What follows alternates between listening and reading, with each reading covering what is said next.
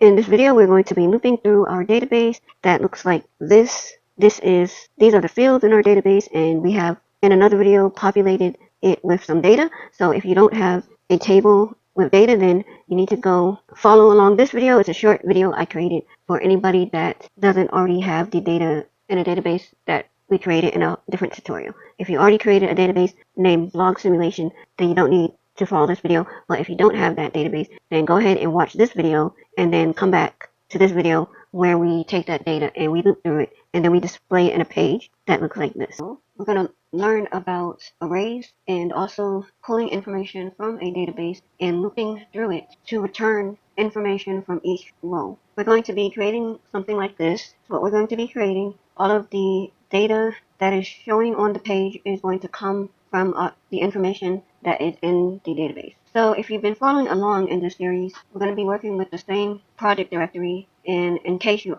haven't completed the other tutorials, I'm going to quickly show you how to set up your database very quickly so that you have something to fetch and show on a page like this. So even if you have not watched the other video, you'll still be able to follow along with this video. So what we have created so far is a fictitious blog, which shows the blog post on a page. If you type the ID and the URL, you will see a different blog post, and all of this information is coming from the database. We also created an edit form so that, say this is ID 5, you could go here, the form populates, and let's say you wanted to say make an edit to this fake blog post, and then you hit edit. Post 5 has been edited. You go here, refresh, and you see the changes have been made. We also created this page which allows you to add to the database. So let's say the title of this is how to loop through arrays or SQL data results, and the author is YouTube WebDGem, and we need some lorem, some Latin, and paste it here. Hit publish. Your article has been published, and the ID of the last post I made is ID is 8. So that is what we did in the other videos. In this video, we're going to loop through all the posts and display it in a page like this. So first you want to get some images. I have 6 images. I have 8 posts, but I'm only going to pull 6. So I have 6 images here. And the code, the CSS, I'm going to quickly scroll through this just in case you didn't follow along with the other video. You need this, which is the body, then the main, and this.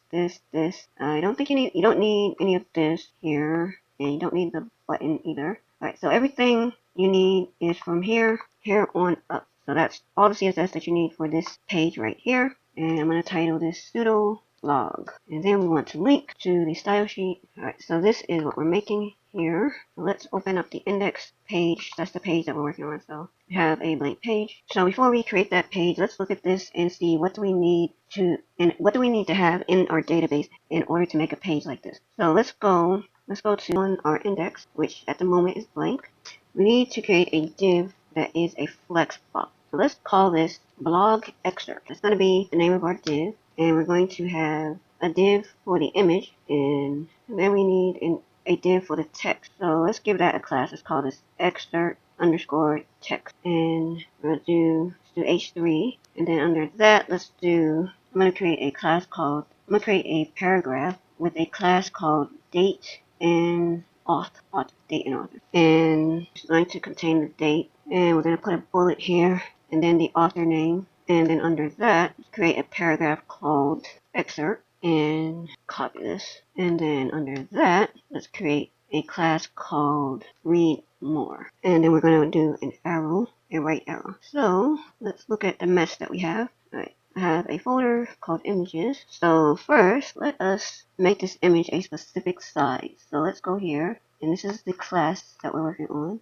So I'll place it here. So blog excerpt image, say width equals, let's try 80 pixels, see what that looks like. Alright, then I'm gonna go with 100, and we'll make this square. So I'm gonna make the height and the width are both gonna be 100. Now this needs to be a flex box. Okay, I want to bring this. So this is the div that this is, and I'm going to bring this up. So I'm going to type. Alright, I gave it a margin of 0, and let's also give this a margin of 0. Now this is date and author. So let's just add it here. Date and author is also. Alright, and now this right here. It's called excerpt. Let's also give that one a margin of 0. Okay. Now the font size looks a little bit too big for this. So first let's change the H3. Let's make it, let's go with 14 pixels. Not a little too small. Let's go with 16. And then the excerpt, and this one we want to be smaller. So I'm going to copy this and say font size. Let's go with 14 pixels. Alright, I'm going to go with 12. And I'm going to increase the line height or line spacing.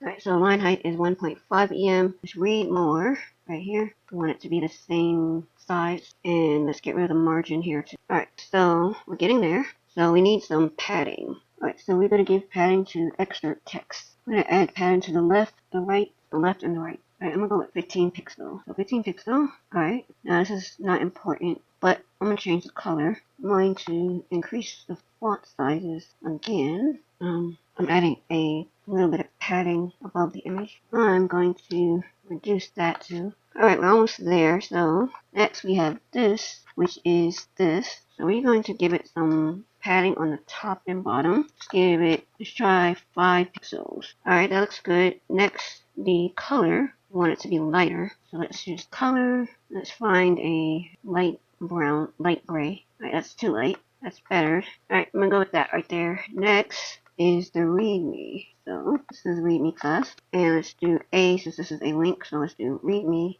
A for header. And let's say text decoration is none. And hover, text decoration is underlined. And color is a bluish color. So let's find a bluish color. Alright, let's look what we have. See, let's go with that. And we gotta make this a link to see it. So let's highlight this and do A. Alright, now let's refresh the page. And we have our read more link. Let's add a little space above it. Say padding top 5 pixels. And then let's add a bottom padding too. Padding bottom, let's make this 10 pixels. Alright, I think we have a good template to work with now. It looks very similar to this one. The image is a little smaller, so let's see. Let's make the image bigger. Let's go with 140. Alright, we went to much bigger. Let's go 130. I think that's good enough. It's bigger. It's a little bigger than this one, but it's fine. Alright, we are done with this reference. I get my inspiration from other designs, but I rarely use them because most of the time, they use libraries like Bootstrap, and I don't like to use frameworks or libraries because it comes with way more code than you need. And when you have all that code, it's a hassle when you want to work with it, make changes, and working with libraries is just too much hassle to me. It limits what you can do, or you gotta create workarounds. So I like to do everything from scratch. So this is probably a Bootstrap template that I got somewhere, and I just cloned it. And there's only one more thing we're gonna do is the main div is called blog excerpts. We want to put a margin around that. So let's do margin, let's go with 10 pixels. Alright, that looks good for now. If we need to increase it, we can always do that. So this is good. Only thing is this right here is going to be a link, so let's see what that is. This is H3, so let's make that a link first. Alright, so we got a link, and then we have to go in our style sheet, excerpt text. Alright, and we want to, let's add an A at the end of this, and then copy this. Actually, you don't need to copy, just copy this and paste it here. And actually, you can cut this, Control X, cut, and put blog excerpts A, text decoration none, and the hover, let's grab that too, and paste it here. So that will apply for any links are not going to be underlined. Alright, so we're officially done with the HTML part. And if you want to see what this looks like, remember we're on a PHP file. So let's do this real quick. This will only take a second. I'm going to create a function called excerpt, and I'm going to type return. I'm going to type excerpt equals, and then I'm going to copy all of this, paste it here, and then I'm going to delete this, and then I'm going to say return, and we're going to return this right here. Make sure you write return inside of the function. Return this variable, and then we're going to use this function here, refresh the page. Alright, and now I'm going to show you how we're going to use it. So let's create an array. So let's call this blog post. And blog post equals 1, 2, 3, 4, 5, 6. So those are all the indexes in this array. And then down here, actually I'm going to do it up here, and create another function. And I'm going to call this excerpt loop. And I'm going to move this here, actually. And then I'm going to say for each blog post as excerpt, since this is a one-liner, you don't have to put the curly bracket. So for each, we're going to echo this right here. Right, so for each blog post as excerpt, we're going to Well, we don't even need this as, yeah, we do need it. And now, let us, instead of using this, we're going to use this one. So it's PHP, and we're going to use this function. Now refresh the page, and you'll see you'll have 6 excerpts are on your page. So now that we have a template, this is the SQL fun part of this, where we replace this right here with a query to the database. So let's look at the top of one of our files. This one, and we have, let's copy this. Alright, so we need that to connect to the database, and my config file is connecting to this database. I'm going to change it to go to the one that I just created. So you need this config file. It's in a folder called include, or INC for include, and this is the config file, which I'm not going to explain in this video, but you could just copy it. This is optional, but I always include it. So you need to require the config file, and in this loop function, we're going to instantiate the PDO. So let's say PDO equals new PDO, and because this is inside of a function, then you have to add the word globals to be able to use these variables. So type globals, and you need the square brackets, and you need single quotes, and I moved all of the variables into the single quotes and remove the $sign. So you create a new instance of PDO, and let's put that in an if statement. So let's say if, and then I'm going to move all of this. Don't need a semicolon, so move all this, and that just means if you connect to the database, then we perform these procedures. So let's move this into the curly bracket. If we connect to database, and we can test this code real quick, and you see we're connected, because otherwise we would have got an error. Alright, so the procedures we're going to perform now that we're connected is we need an SQL statement, and it's just a simple fetch statement that says select, and all the fields that we're going to select, which are the title, the date, the author, and the post in the image. So select title, pub date, author, post, and feed image, feed img. Now, if you were to type this in the terminal, I'm going to type it. I'm going to remove the post because that's a lot of text, and don't forget the semicolon. Oh, we forgot one thing. Select from, this is the name of the table. Alright, now I'm going to copy this again and remove the post because it's too long. Add a semicolon. Alright, so these are the results from this. If I change the database and run the same query, these are the results from this database. So that's the SQL query. Now we're going to make a statement. Statement equals the name of the object, and the method that we're using is query, and so this statement. So the statement goes in here. So you could type all of this and put it in here, or you could store it in a variable like I did, and then put the variable here. So we have our statement, and then there are two ways you can do this. You could fetch the data and store it. You could execute this query by fetching it and store the results inside of a variable array. And then right here, we replace that. We don't need this anymore. And if you refresh the page, it'll do the same thing. That's one way to do it. But you could also create this array in a while statement. So instead of ForEach, we're going to do while, and that just means while there are rows. So instead of putting it here, we put it here, and we just go while this. So we're creating the variable and using it at the same time. And just copy this, and if you refresh, you see it does the exact same thing. So remove this. Alright, so we are successfully connecting to the database, and we're getting the results, and the way we can check that is, let's use row, say echo row. Remember, this is an array, and we're going to echo the UID, and then let's echo the title. So row is our array. This is one of the indexes, and that is the other index. And let's enter. We have an error, so let's find out that error. Oh, we didn't fetch it. That was the problem. We did not fetch the UID. So let's refresh the page, and we can't see it very clearly, so let's add a line break. Alright, so I added a line break. Let's refresh. Alright, so that's what we have. It's working. And now we're going to this back. No, not this one. This is the one we want, so let's put that back here. No, that's not. We gotta echo it. Alright, so we gotta edit this function. So we're going to take some parameters. Let's say we want the UID, the title, the pub date, the excerpt, the author, and the image. We'll move these here. So we have the title, the author, the date, the excerpt, and the image. So we got parameters.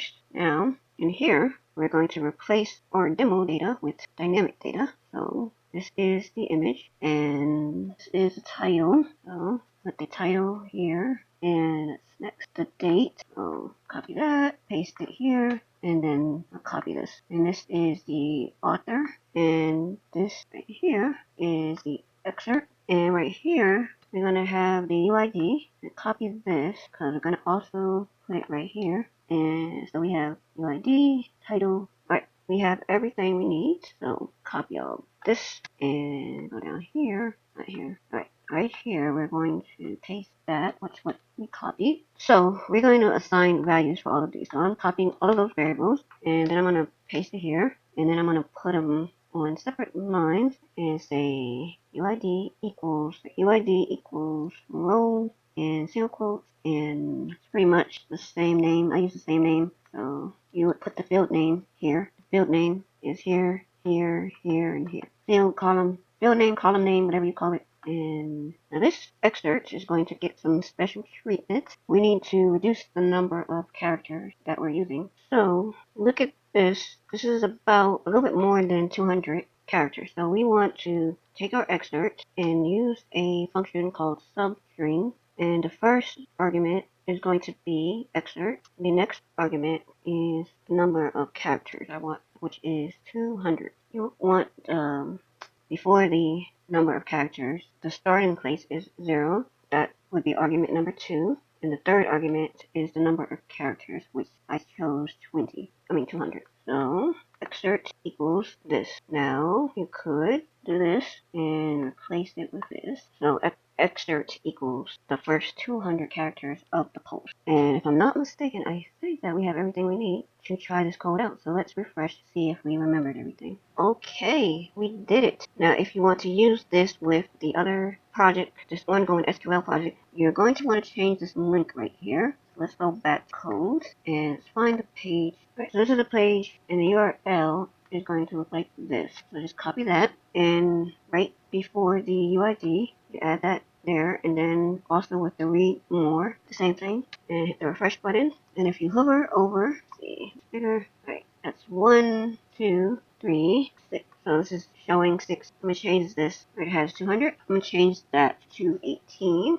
And if you click, you'll see, and then we are done here. Web page dynamically. In another tutorial, I'm going to cover pagination, where say you had a blog with hundreds of posts or 50 posts. You would not want to show all the excerpts here. Instead, you would limit the number of excerpts, and then you would have a pagination down here. But that's going to be a different tutorial.